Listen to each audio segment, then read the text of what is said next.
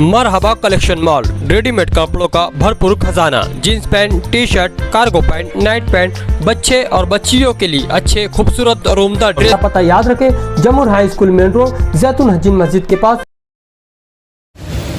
कृषि उत्पन्न बाजार समिति मालेगांव के अंदर जो किसान लोग गाय गोवंश खरीदी बिक्री करने के लिए आते हैं, वो गाय गोवंश मालेगांव शहर के कसाई गोतस्कर खरीदी करते हैं और मालेगांव शहर में कत्ल के लिए लेकर जाते हैं। इस बात को हमने इसके पहले भी कृषि उत्पन्न बाजार समिति और पुलिस प्रशासन के नज़रअंदाज में लाकर दिया था। कुछ दिन पहले इस विषय में पुलिस प्रशासन को एक निवेदन भी दिया गया और उसके अंदर कहा गया कि ऐसे गाय गोवंश मालेगांव शहर में कत्ल के लिए लेकर जाते हैं, उनके ऊपर कार्रवाई होनी चाहिए। इस बात को मद्देनज़र रखते हुए मालेगांव अपर पुलिस अधीक्षक, उपविभागीय पुलिस अधिकारी मालेगांव कैंप, उपविभागीय पुलिस अधिकारी मालेगांव शहर, पुलिस निरीक्षक कैंप पुलिस स्टेशन, इन्होंने इस बात को नज़रअंदाज करते हुए इसको ध्यान में रखा और मालेगांव कृषि उत्पन्न बाजार समिति के अंदर बकरी ईद के पहले कुर्बानी के लिए जो गाय गोवंश लाए थे, उनके अंदर कार्रवाई करने का सोच लिया। इसके कड़े निर्देश कृषि उत्पन्न बाजार समिति को दिए गए।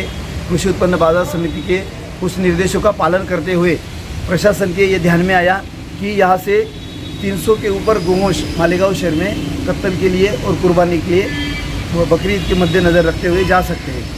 इसके अंदर शुक्रवार के दिन बाज़ार होने के बाद सोमवार 17 जून के दिन पुलिस ने कार्रवाई करते हुए वहाँ पे ढूंढ निकाला कि कौन से गोवंश व्यापारी के हैं और कौन से गोवंश कत्ल के लिए लेकर जा सकते हैं। उनको नज़रअंदाज करते हुए सोमवार के दिन 88 गोवंश वहाँ से जमा किए गए और कल मंगलवार 18 तारीख के दिन 9 गोवंश जमा किए गए। ऐसे 97 गोवंश कृषि उत्पन्न बाजार समिति में जमा किए गए, उनके ऊपर कार्रवाई भी की गई और वो सब गोवंश को श्री गौशाला पांजरापोष संस्था दाबाड़ी के अंदर जमा किया गया है उनकी अगली परवरिश के लिए। इस कार्रवाई के अंदर हम आपको ध्यान देना चाहते हैं कि मालेगांव शहर में जो गाय गोवंश किसान लोग कृषि उत्पन्न बाजार समिति में बेचने के लिए लाते हैं, वो गोवंश कसाई लोग यहाँ से खरीदी करके उनकी मालेगांव शहर में